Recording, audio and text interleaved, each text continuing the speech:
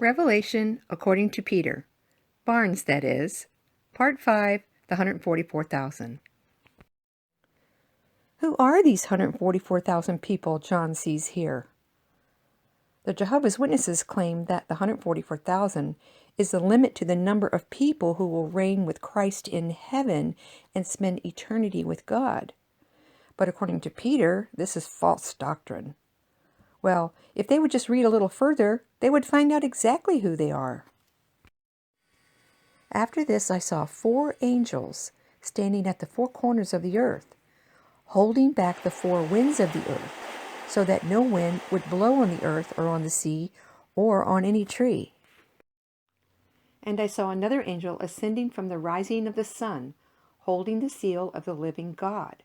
And he called out with a loud voice to the 4 angels to whom it was granted to harm the earth and the sea, saying, "Do not harm the earth or the sea or the trees until we have sealed the bondservants of our God on their foreheads."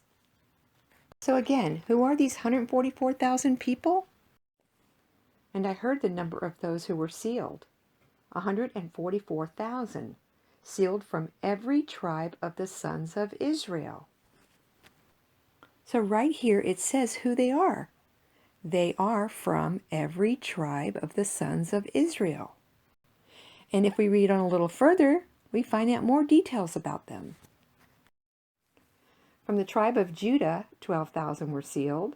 From the tribe of Reuben, 12,000.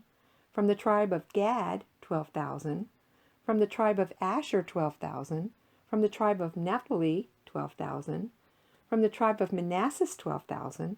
From the tribe of Simeon, 12,000. From the tribe of Levi, 12,000. From the tribe of Issachar, 12,000. From the tribe of Zebulun, 12,000. From the tribe of Joseph, 12,000. And from the tribe of Benjamin, 12,000 were sealed. So there you go. 12,000 from each of the 12 tribes of Israel. 12,000 times 12 equals 144,000. So as Peter would say, it's as plain as the nose on your face that this is talking about the Jews and no one else. God calls them the bondservants of God in verse 3. So God has a very special purpose for each of them, which Peter will explain later.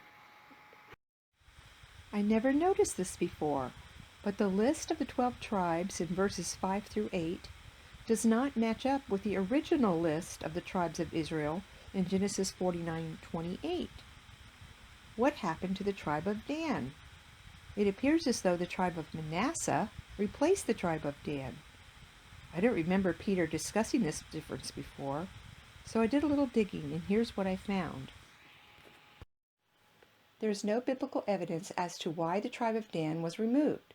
However, there is much speculation by different Bible scholars as to what might have happened to them. For example, the tribe of Dan committed idolatry. After Israel settled in the Promised Land, Judges 18 indicates that the Danites felt they were slighted in their inheritance, so they went out seeking to make a city of their own on the ruins of a city they destroyed called Laish, according to Judges 18:7-10, and they named it Dan after their forefather, the son of Jacob. Then they set up a carved image to worship, and there is no record indicating that they ever repented from this. Manasseh and Ephraim were Joseph's sons.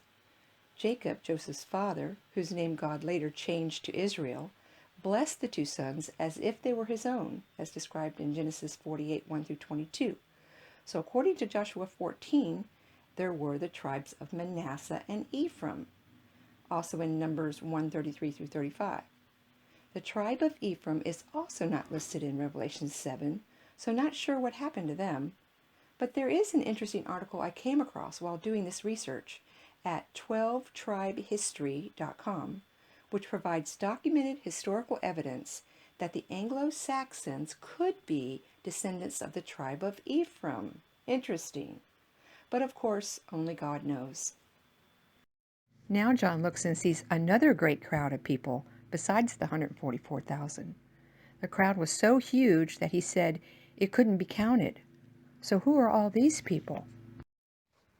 After these things I looked, and behold, a great multitude which no one could count, from every nation and all the tribes, peoples, and languages, standing before the throne and before the Lamb, clothed in white robes, and palm branches were in their hand, and they cried out with a loud voice, saying, Salvation belongs to our God who sits on the throne and to the Lamb.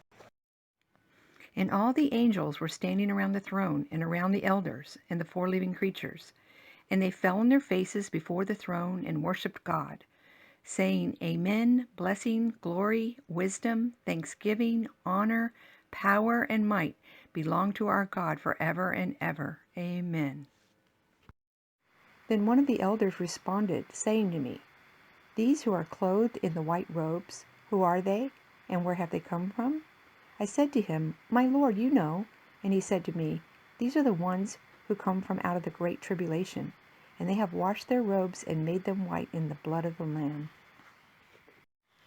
For this reason they are before the throne of God, and they serve him day and night in his temple.